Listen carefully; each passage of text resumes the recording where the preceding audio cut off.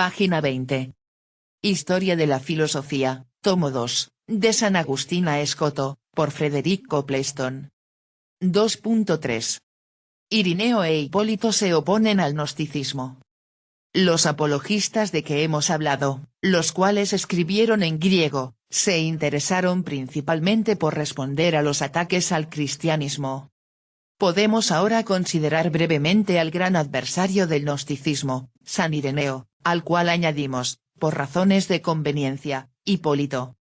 Ambos hombres escribieron en griego, y ambos combatieron al gnosticismo, que floreció en el siglo II después de Jesucristo, aunque la obra de Hipólito posee un interés más vasto, al contener muchas referencias a la filosofía y a los filósofos griegos.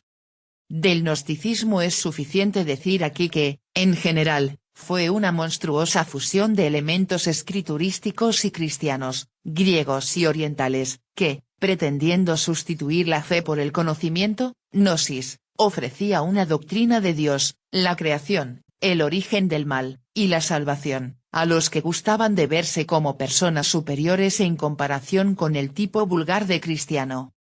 Hubo un gnosticismo judío anterior a la forma cristiana de este, a la que solo es posible considerar como una herejía cristiana en la medida en que asumió ciertos temas específicamente cristianos. Los elementos orientales y helenísticos son demasiado conspicuos para que sea posible llamar al gnosticismo una herejía cristiana en el sentido ordinario, aunque fue un verdadero peligro en el siglo y sedujo a aquellos cristianos que sentían la atracción de las raras especulaciones teosóficas que los gnósticos ofrecían como conocimiento. En realidad, se dieron numerosos sistemas de gnosis, como los de Cerinto, Marción, los sofitas, Basílides, Valentino.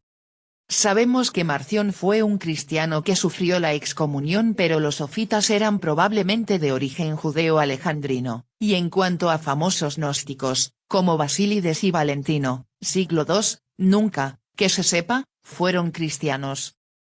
Caracterizó en general al gnosticismo un dualismo entre Dios y la materia, que, aunque no absoluto, se aproximaba al del posterior sistema maniqueo. El abismo resultante entre Dios y la materia se llenaba con una serie de emanaciones o seres intermediarios, entre los cuales los gnósticos encontraban un lugar para Cristo. El complemento del proceso de emanación era el retorno a Dios, por vía de salvación. En el sistema de Marción, como puede suponerse, el elemento cristiano era muy destacado. El Dios del Antiguo Testamento, el demiurgo, es inferior al Dios del Nuevo Testamento, que permaneció desconocido hasta que se reveló a sí mismo en Jesucristo. En cambio, en los sistemas de Basílides y Valentino el elemento cristiano es menos importante. Cristo se representa como un ser inferior, un eón, en una fantástica jerarquía de emanaciones divinas y semidivinas, y su misión es simplemente la de transmitir al hombre la gnosis o conocimiento salvífico. Como la materia es el mal, no puede ser la obra del Dios Supremo, sino que se debe al gran Archón, que era adorado por los judíos y que se presentaba a sí mismo como el único Dios Supremo.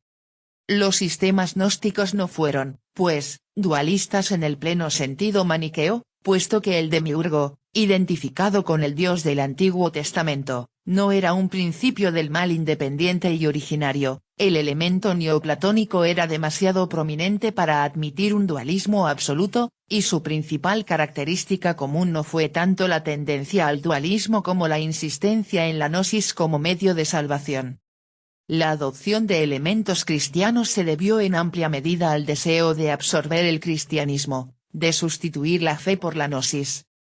Adentrarse más en los rasgos diferenciadores de los diversos sistemas gnósticos y detallar las series de emanaciones sería una tarea cansada y poco provechosa. Basta con indicar que su estructura general se formó con una mezcla de temas orientales y griegos, neopitagóricos y neoplatónicos, con dosis variables de elementos cristianos, tomados tanto del cristianismo propiamente dicho como de documentos apócrifos y espurios.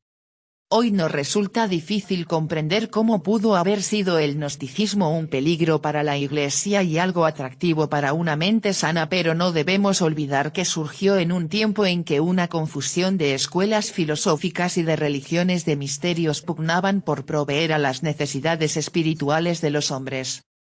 Por lo demás, los sistemas esotéricos y teosóficos, aureolados por el pseudo atractivo de la sabiduría oriental, no han perdido por entero su fascinación sobre algunas mentes en épocas mucho más recientes. Y, San Ireneo, nacido el año 140, o poco antes, al escribir contra los gnósticos en su Adversus a Hereses, contra los herejes, afirma que hay un solo Dios, que hizo todas las cosas, creador del cielo y de la tierra. Apela, por ejemplo, al argumento del orden del mundo, y al tomado del consentimiento universal, observando que los mismos paganos han aprendido de la creación misma, mediante el empleo de su razón, la existencia de Dios como creador. Dios creó el mundo libremente, y no por necesidad.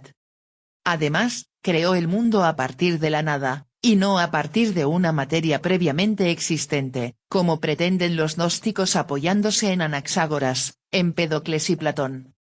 Pero, aunque la mente humana puede llegar a conocer a Dios a través de la razón y la revelación, no puede comprender a Dios, cuya esencia trasciende la inteligencia humana. Pretender conocer los misterios inefables de Dios, e ir más allá del amor y de la fe humilde, como hacen los gnósticos, es mero orgullo y engreimiento. La doctrina de la reencarnación es falsa, y la ley moral revelada no abroga, sino que cumple y extiende, la ley natural. Finalmente, la enseñanza de los apóstoles es la verdadera gnosis. Según Ireneo, los gnósticos tomaron la mayoría de sus ideas de los filósofos griegos. Así, por ejemplo, les acusa de tomar su moral de Epicuro y de los cínicos, y su doctrina de la reencarnación, de Platón. En esa tendencia a referir las teorías gnósticas a filosofías griegas, Ireneo fue seguido por Hipólito, muerto probablemente hacia el año 236, que fue un discípulo de Ireneo, según Focio, e indudablemente utilizó las enseñanzas y escritos de aquel. En el proemio a sus Philosophomena, que ahora se atribuye generalmente a Hipólito, declara su intención, solo parcialmente cumplida, de exponer los plagios de los gnósticos, mostrando cómo sus diversas opiniones habían sido tomadas de filósofos griegos, aunque deterioradas por los propios gnósticos, y, para hacerlo más fácilmente, comienza por hacer recuento de las opiniones de los filósofos, confiando su información principalmente, si no por entero, a la doxografía de Teofrasto. No obstante, la información no es siempre exacta. Su principal acusación contra los griegos consiste en que aquellos glorificaron las partes de la creación con delicadas frases, pero ignoraron al creador de todas las cosas, que las hizo libremente a partir de la nada, según su sabiduría y presciencia. ¿Qué es el maniqueísmo? Tomado o plagiado de la 3W. La palabra maniqueo viene del latín manichaeus. Con la palabra manique designamos vulgarmente a la persona que no distingue matices en las actuaciones y que tiende a ver una drástica separación y oposición radical entre lo bueno y lo malo. Nada es para el intermedio, nada puede tener aspectos buenos y malos simultáneamente. Manichaeus es un término que procede de Mani, el nombre de un profeta persa que vivió en el siglo II después de Cristo y que fundó una religión, el maniqueísmo. Esta variante religiosa pretendía aunar, superándolas, las líneas establecidas por el judaísmo y cristianismo, combinadas con la tradición persa mazdeísta. En el mazdeísmo, cuyo profeta fundador es Zoroastro, también llamado Zaratustra, hay un Dios supremo que es el único creador increado, Ahura Mazda, pero junto a él actúan en la creación dos divinidades emanadas, Ormuzd identificado a veces con el propio Ahura Mazda, Dios de la luz y el bien, y Arman, Dios de la tiniebla y el mal, cuya oposición constante se refleja en el mundo creado. Los maniquees, como los mazdeístas, eran pues dualistas. El profeta Mani, que reconocía validez profética tanto a Moisés como a Jesús y a los filósofos como Platón, murió perseguido por un rey parto y por la inquina de los magos, sacerdotes mazdeístas, pero sus seguidores extendieron su doctrina predicando por Asia Menor, Siria, los Balcanes, Extremo Oriente, etc. De hecho, dentro del cristianismo, hubo a partir del siglo X ramas maniqueas, finalmente consideradas herejes y perseguidas, como los bogomilos en los Balcanes y los cátaros o albigenses en Francia. El maniqueísmo sobrevivió mucho tiempo en China, pero en general fue perseguido en todas partes, aunque sus principios impregnan ciertas ramas cristianas. Hoy en día pues con maniqueísmo nos referimos básicamente a una determinada postura moral extremadamente dual en sus concepciones. Página 22.